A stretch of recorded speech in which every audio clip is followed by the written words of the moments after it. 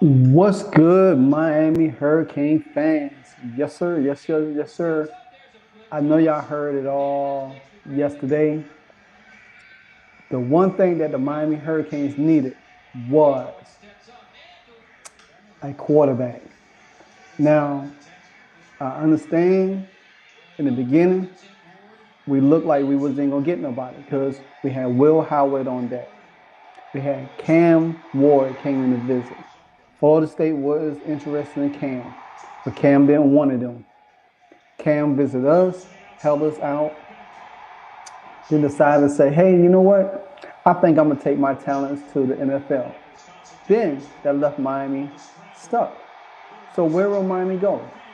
Miami had to get prepared for a bowl game against Rutgers, which they lost.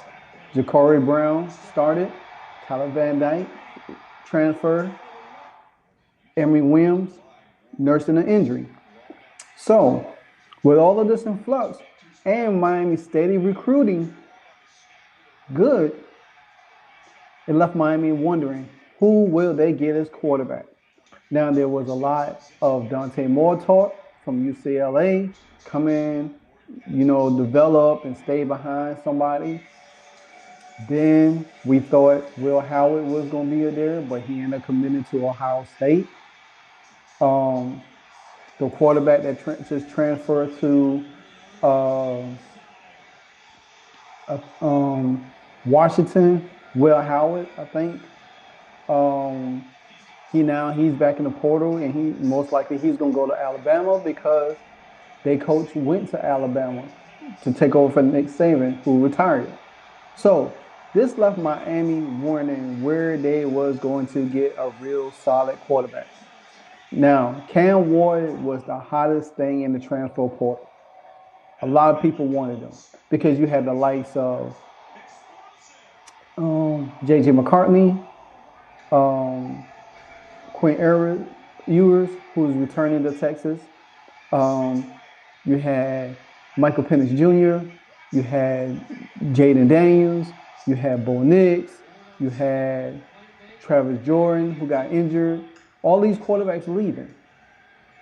But then you had one quarterback that seemed like everybody wanted. Ohio State was trying to get him. Like I said, Florida State, but now Florida State has brought in DJ Uiagalelei, whatever his name is. But then Miami felt like they was in panic mode. So they had to get a transfer. I think he's from Liberty, Parkersburg. But nevertheless, this was going to be a year that Miami really needed to find themselves a quarterback with all the talent. You just can't have subpar performances year in and year out without elite talent. A quarterback in the college ranks is just like having a quarterback in the NFL.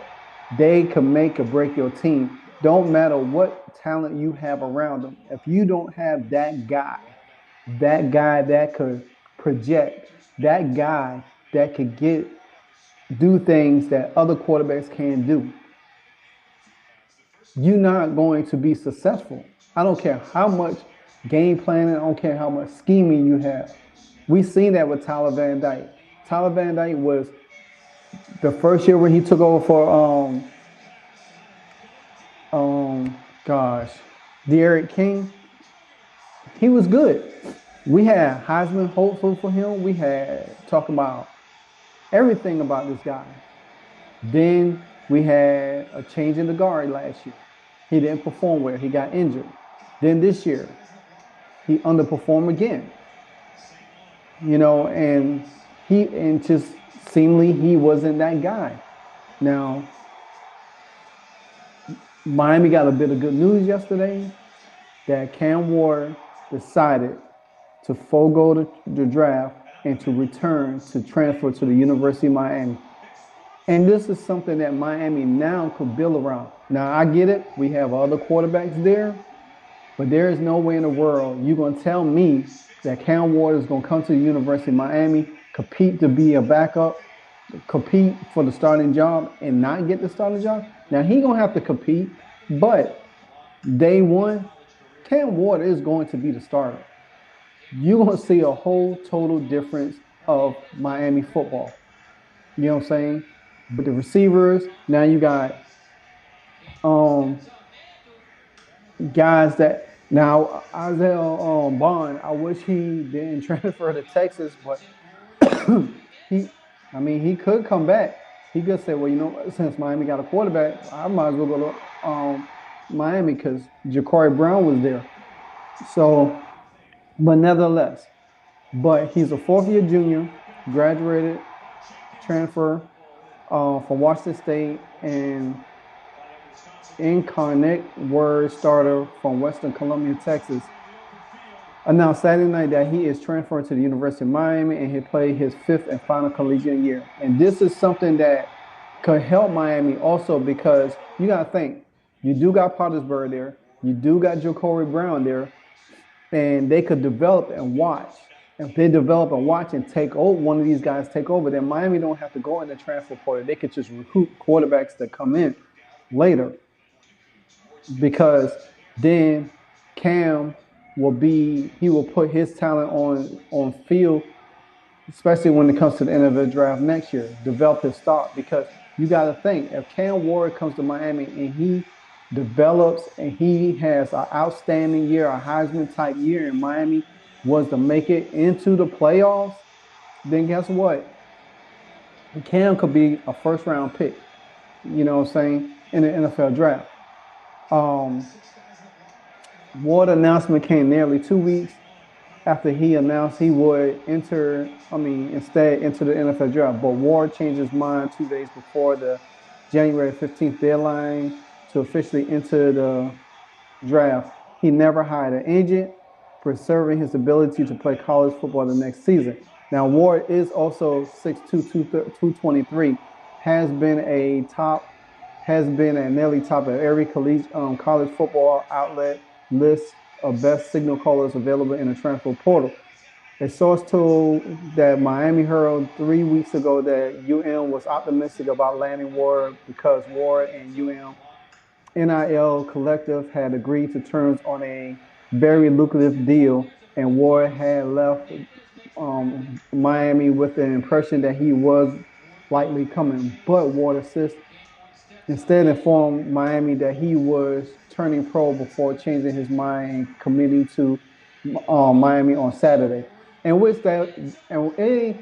some sense, that is good because if I knew that there was a big deal out there for Ward and something that Florida State couldn't offer and something else that nobody else could offer.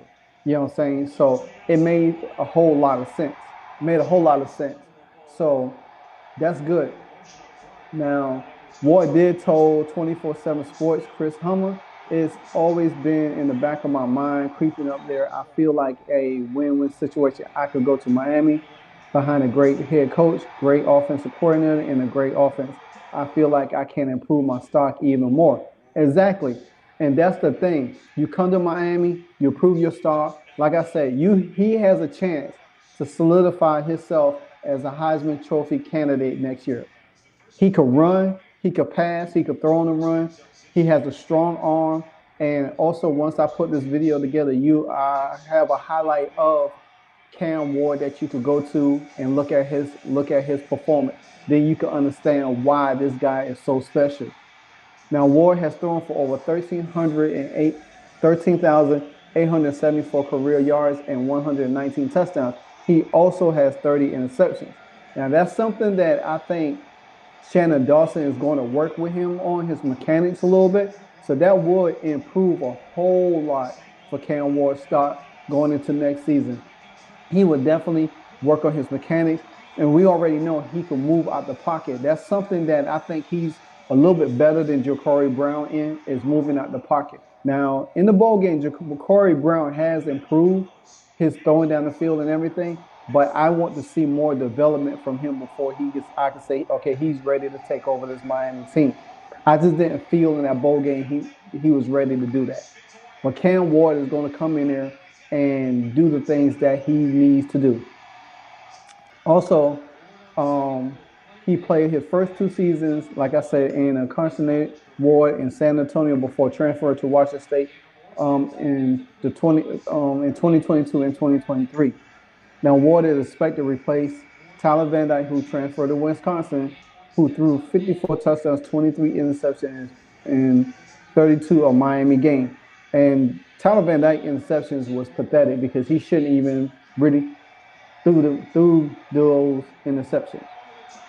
But Ward is a previous Washington State teammate of UN's top linebacker, Francisco Manoa. He visited Miami December 12th through 13th and then visited Florida State later that week.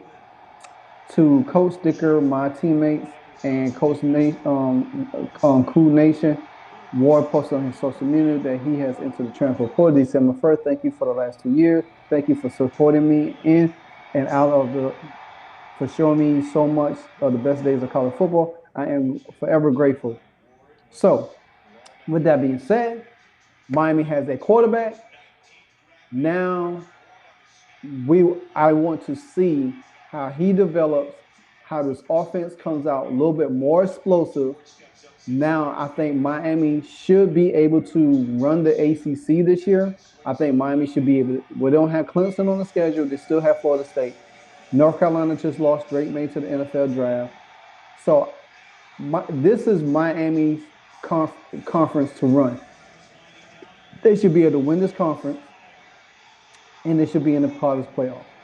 There's no exception to that. Florida State did it with Jordan Travis, and they lost a lot of people, and they don't have Jordan Travis, so Florida State most likely going to take a step back. This is Miami's year to seize the moment.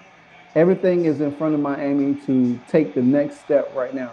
There's no more 7-win seasons. They need to win 10 and above this year.